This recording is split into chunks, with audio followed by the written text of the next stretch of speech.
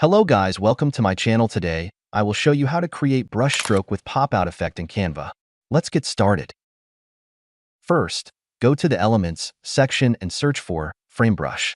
Choose any frame and add it to the canvas, then increase its size.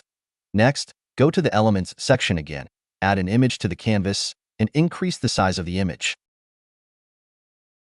Add the image to the frame. Double-click on the image within the frame, crop it. From here, you need to move the image upward. Then, go to the Elements section and add a duplicate of the image. Go to Edit Image and click on BG Remove to remove the background of the image. After that, increase the size of the image.